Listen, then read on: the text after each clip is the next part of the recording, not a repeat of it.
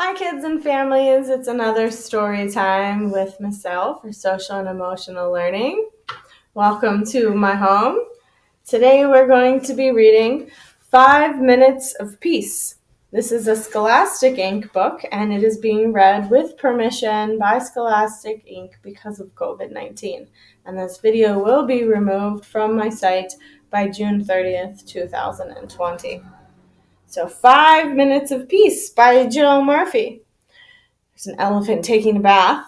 So why do you think we're going to be talking about 5 minutes of peace today?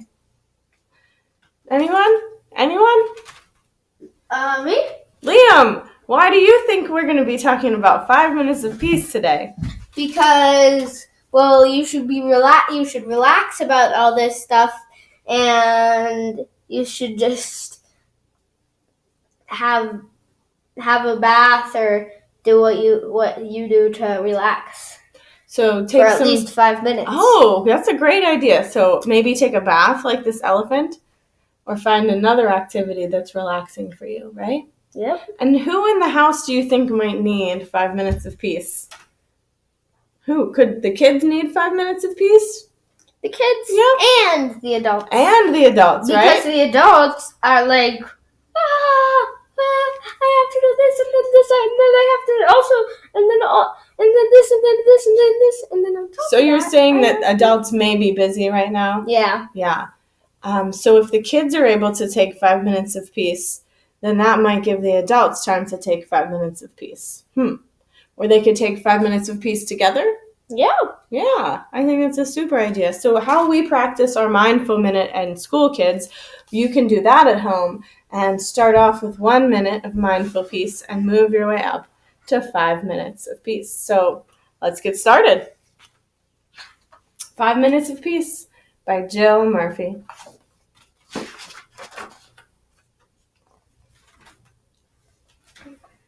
Looks like a mother elephant going to somewhere with a newspaper and some tea while the children follow. Adjust this just a little. There we go. 5 Minutes of Peace by Jill Murphy. The children were having breakfast. This was not a pleasant sight.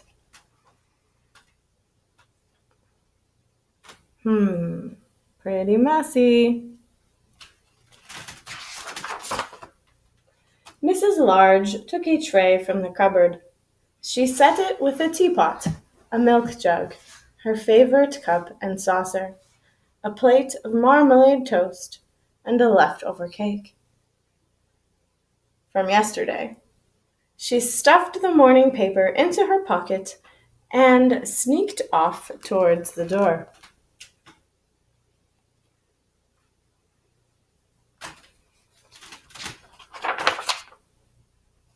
"Where are you going with that tray, Mom?" asked Laura.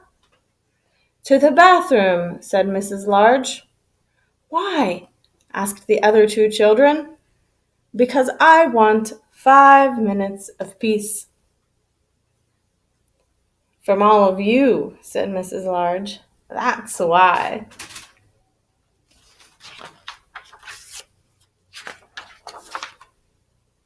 "Can we come?" asked Lester as they trailed up the stairs behind her. "No," said Mrs. Large, "you can't." "What shall we do then?" asked Laura. "You can play," said Mrs. Large, "downstairs. By yourselves.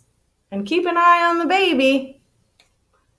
"I'm not a baby," muttered the little one.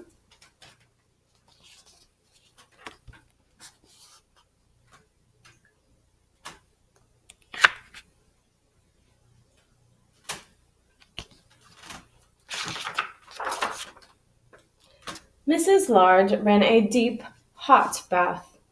She emptied half a bottle of bubble bath into the water, plunked on her shower cap, and got in. She poured herself a cup of tea and lay back with her eyes closed. It was heaven.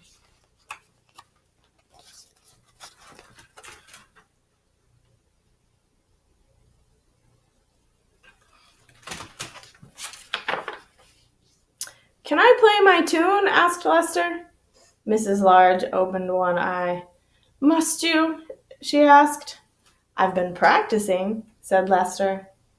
You told me that I could practice. Can I? Please, just for 1 minute. Go on, then, sighed Mrs. Large. So Lester played. He played Twinkle, Twinkle, Little Star 3.5 times. Looks like he's got a recorder.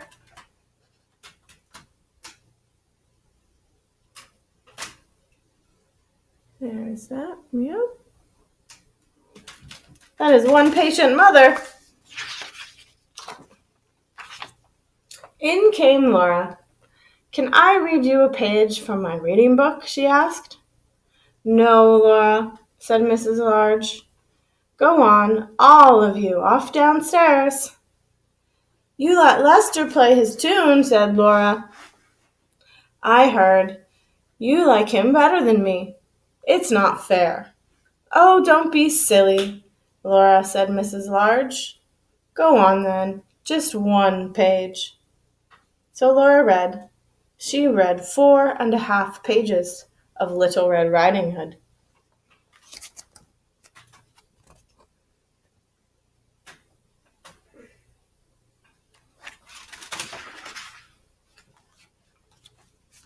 In came the little one with a trunk full of toys. For you, he beamed, flinging them all into the bathwater. Thank you, dear, said Mrs. Large weakly.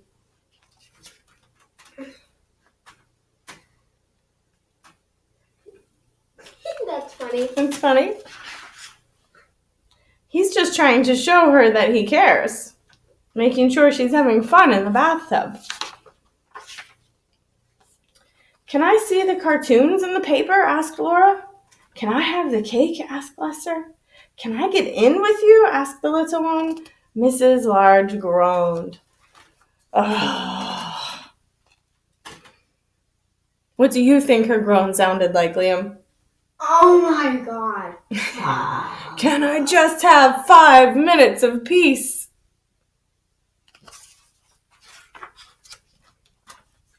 In the end, they all got in. The little one was in such a hurry that he forgot to take off his pajamas.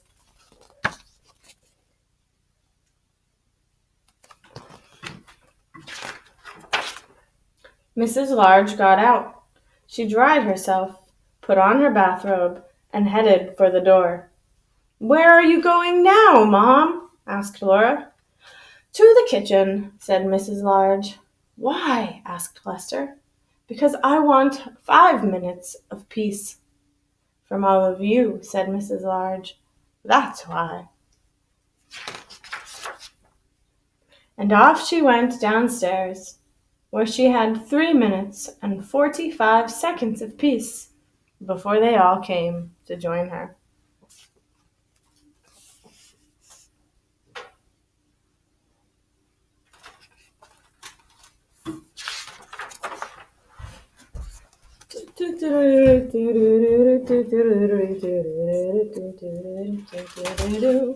So that was 5 Minutes of Peace by Jill Murphy, a Scholastic book read to you with permission as a result of COVID-19. So friends, what did you learn from this story about having 5 minutes of peace or allowing someone else in your life to have their 5 minutes of peace? You can send me a short video clip of you answering that question, or you could write it in the comments below. So as we talk about peace and personal space, I think it's very important to mention boundaries and what they are going to mean for you and your families over the next few months while we're learning from home. So as some of our classes have reviewed, we've discussed what boundaries are and how that could relate to physical personal space boundaries, emotional boundaries, or otherwise. One thing that we'll be learning while we are at home for school is how to share space with other people. And as we learn to share space with other people, we might realize that sometimes it's okay to go and play by yourself. And sometimes the other people with whom you live need their personal boundaries to be respected. So that would mean things like knocking before you enter a room, asking permission, or feeling how other people are feeling, which is called what? It is called Do you remember? empathy. Empathy, right. So you're going to use your empathy skills while you're at home and tune into how you and others are feeling to help you make healthy choices around your behavior and your words and your actions. So remember, kids, to take at least 5 minutes a day to be at peace and to allow those others in your life their 5 minutes of peace. And always, always let an adult know where you are and what you are doing to make sure that they don't worry while you're taking your 5 minutes of peace. Thanks, friends. I hope you enjoyed our book today, and I look forward to our next story time. Bye.